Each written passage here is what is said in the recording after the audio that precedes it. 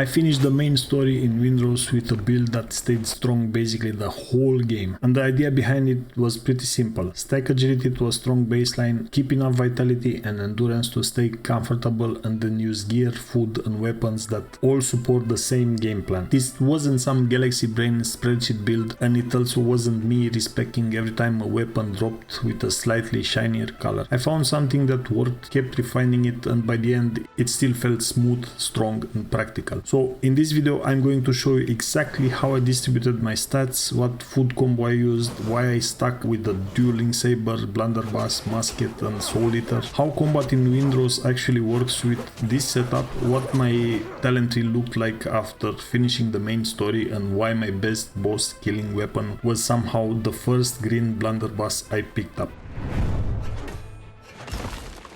The goal of this build is simple. I wanted something fast, consistent and comfortable. Not a glass cannon that explodes the moment I mistime one dodge, and not a tanky build that survives forever but kills things at the pace of a municipal permit office. I wanted a build that let me stay mobile, hit hard enough and always have a clean answer depending on the situation. That's why I ended up liking this setup so much. It works well in normal fights, elites, bosses and also while boarding ships. So my baseline stats without food are 20 agility, 15 vitality and 20 endurance. Actually it's 5 agility, 15 vitality and 20 endurance. The other 15 agility comes from another place, we'll talk about later. So that baseline already tells you what the build is doing. Agility is the main damage stat, and yet I only have 5 points into it. Vitality is there so the build doesn't feel paper thin, and endurance matters because this is not a build that stands still. I'm dodging, repositioning, attacking and boarding ships, so stamina comfort matters a lot.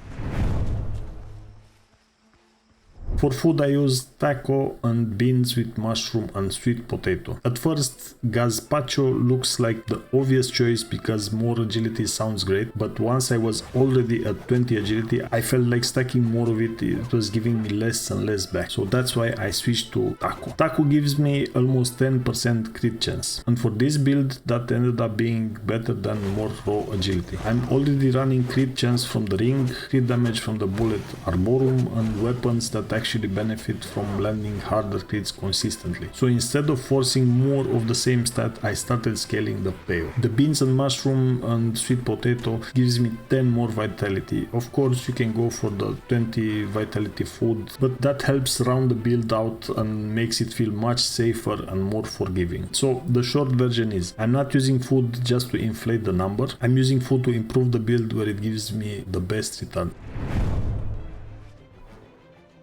Now let's talk a bit about diminishing returns and why I use taco. That leads me into the bigger point about stat distribution. Early agility feels amazing, mid agility feels good, but once I was already sitting at 20, it stopped looking like the smartest place to keep forcing investment. So I kept agility as the foundation of the build and then used crit, food and survivability to get more overall value instead of just start staring at one stat like it owed me money. That's why taco made more sense than Gazpacho for me. It wasn't just this sound clever on paper, it actually felt better in real combat. And if this kind of practical build stuff helps you avoid wasting time or materials, you know what to do.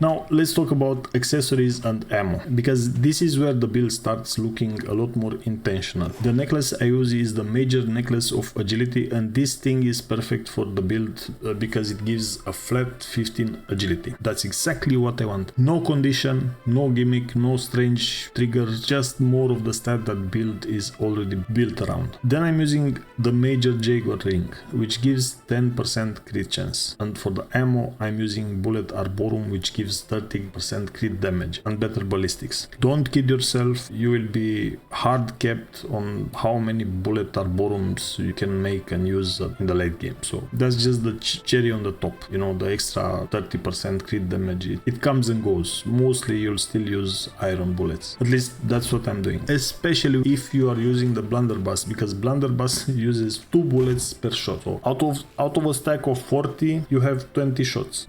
Anyway, Now the whole setup starts feeding into itself. Baseline agility gives me the main stat direction. The necklace pushes that baseline higher and allows me to invest those 15 points into vitality actually. Taco adds a big chunk of crit chance. The Jaguar ring adds even more crit chance. Bullet Arborum makes those crits hit harder. And that's the kind of layering I like in a build. Everything is helping the same plan instead of pulling in different directions. For armor, I'm using Flibustier's hat and boots for the healing bonus, and the Tracker's jacket and pants for the stamina reduction bonus. Those are great. And for the gloves, Marksman's gloves, because I like how they look. The important thing here is the 2-piece armor bonuses I'm getting from the rest of the setup. The bonuses I care about are more healing from all sources and less stamina spent per attack. That's key. And both are huge for this build. The extra healing matters because this is a mobile aggressive setup. If I fail a parry, I'm getting hit. So getting more value out of every heal makes the build much more forgiving. And the reduced stamina per attack matters because the whole combat loop depends on stamina. If your build wants to attack, dodge, reposition and keep pressure up, then stamina efficiency is basically a quality of life and power rolled into one. So even though the gloves themselves don't matter much, the set bonuses of the other pieces absolutely do. For the weapons, because this is where the build really comes together, the weapons I used for most of the game were the dueling saber, the blunderbuss and the infantry musket. And later, of course, I added to the mix the soul eater, which was just used for healing basically. But I wasn't just using 4 weapons randomly, each one had a job. Dueling saber was my main all-purpose melee weapon for basically the entire game. This was my comfort weapon. It's fast, reliable and fits Windrose combat really well. You get in, land a couple of hits, dodge out and stay in control. Blunderbuss was my close range burst weapon, and somehow it also ended up being my best boss killing weapon. At least I did the first 2 bosses of the game with that. Later, if you get Dragon's Breath, use that instead. But until then, don't ignore a weapon just because it looks like it came from a thrift shop and smells faintly of bad decisions. Doesn't matter. It just works. Trust me. From point blank. Always point blank. Don't try to snipe with the blunderbuss. The next weapon, however, you can use it for sniping. The infantry musket. That was my ranged pressure tool. This is what I used when I wanted to soften enemies up, play safer, or deal damage without forcing melee right away. And finally, the soul eater, as I said, was mostly my boarding weapon, and it was added late into the mix, and I mainly use it for AoE healing. That's it. So I didn't really use it as my default all-purpose weapon. I liked it specifically while boarding ships where fights get tighter, messier and more aggressive. So the setup was saber for normal melee flow, blunderbuss for burst and bosses, musket for safe ranged pressure, and soul eater for what I said. That's why the loadout worked so well. It wasn't cluttered, it was just a nice toolkit. Let's talk a bit about how combat works in Windrose. If I had to explain Windrose combat simply, I'd say it's all about rhythm. This is not a game where I want to stand there and trade hits. The loop, at least for me, is attack once or twice, reposition, dodge, punish, repeat. That's why this build felt so natural. The saber fits that rhythm, you know. The firearms let me either start an exchange or finish one. And the stats support a playstyle where I stay mobile and in control instead of overcommitting and then acting surprised when I get folded in half with that stupid Pikachu face. So once I stopped trying to brute force fights and just leaned into movement and timing, combat got way easier. Now let's talk a bit about weapon scaling. One of the most important things people should understand in Windrose is that weapon scaling matters a lot. A weapon can look cool and it can even look strong on paper, but if it doesn't actually fit the stat direction of your build, it often ends up feeling worse than a simpler weapon that scales properly. For me, agility was the foundation, as I said. Now when you look at the weapon scaling letters like A, B, C or D, the simple way to read them is A means that weapon gets a very strong benefit from the stat, B is still good, C is more and D is crap. If a weapon has strong agility scaling, that means each point you invest into agility is doing more for that weapon. That's why I think it's better to pick a stat direction first and then pick weapons that benefit from it instead of constantly bouncing between weapons that all want different things. As for actual damage, the rough way I'd explain it is this. Your weapon damage, your scaling and your bonuses all work together, but the final result also changes depending on what you're hitting. Against the same level mob, you get a cleaner read of how strong your build really is. Against a lower level mob, your damage absolutely looks better because you're overgeared for that target. And against a higher level mob, the damage starts looking worse, not just because the enemy is tougher, but because your setup is effectively punching upward. So when you compare weapons, don't just look at one random hit on one random enemy. Look at how the weapon performs against things around your level and look at whether it actually benefits from the stat you're investing into. That matters way more than just chasing rarity for its own sake.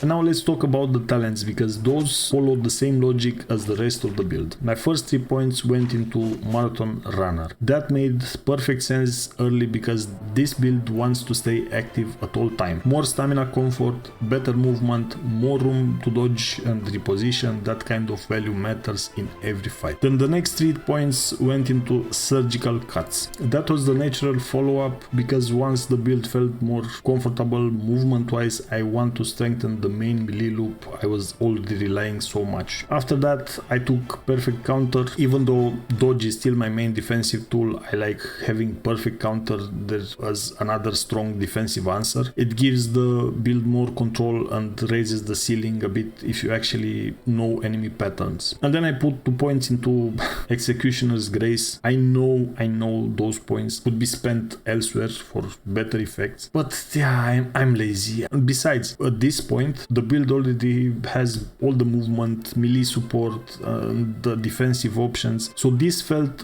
like a clean way to round things out instead of chasing something overly niche or bigger numbers or whatever. So overall, the talent logic was mobility first, then main weapon support, then a skill-based defensive layer, then more efficiency. Let's talk about weapon rarity and ascending then. When it comes to rarity and ascension, my view is pretty simple. Yes, rarity matters, but I don't think rarity alone should decide what you use. A weapon that actually fits your build is usually worth more than a flashier one that doesn't, even if it has a strong skill attached to it. So that's why I kept using the same weapons way longer than people might expect, because I care more about whether a weapon feels good, scales well, and solves a real problem in combat than whether it just happens to be a prettier color. Once I know a weapon actually fits the build, then rarity and ascension become much more worth investing into. My rule is basically fit first, then upgrades, and then rarity. If a weapon matches your build, that's an investment. If it doesn't, it's just expensive optimism. And now for the funny part, if I had to pick my best boss killing weapon in Windrose, it was actually the first green nameless blunderbuss I got.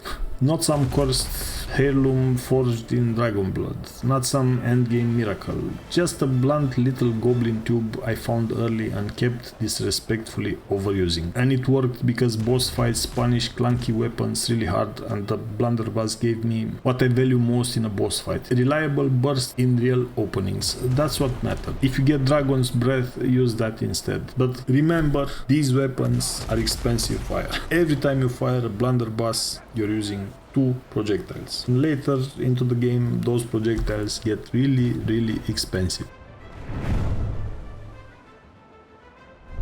Overall, I'd recommend this build to people who want something smooth, practical and consistent. If you like staying mobile, using a melee and gun combo and building around one clear stat direction instead of spreading yourself all over the place, I think this kind of setup feels really good in Windrose. It's not the only way to play, obviously, although I think it's the best way to play. From what I hear, strength builds are not that great, and if your main stat is strength, you actually don't have a ranged weapon that uses strength, so yeah. yeah, this is the build that carried me through the main story and I stayed strong basically the entire game. A big reason for that is that the build doesn't just stack one stat blindly, it actually transitions into crit value once agility starts giving you less back, and I think that's a big part of why I kept feeling efficient later into the game. How I distributed my stats, what foods and accessories I used, which weapons carried me, and how I approached combat and what talent tree looked like by the end of the story.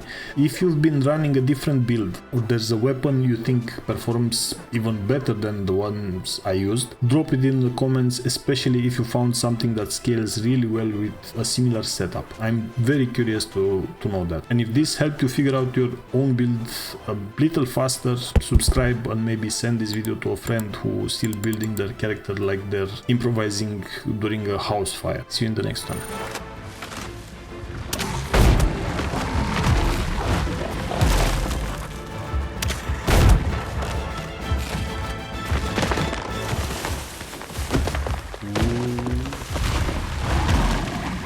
Oh.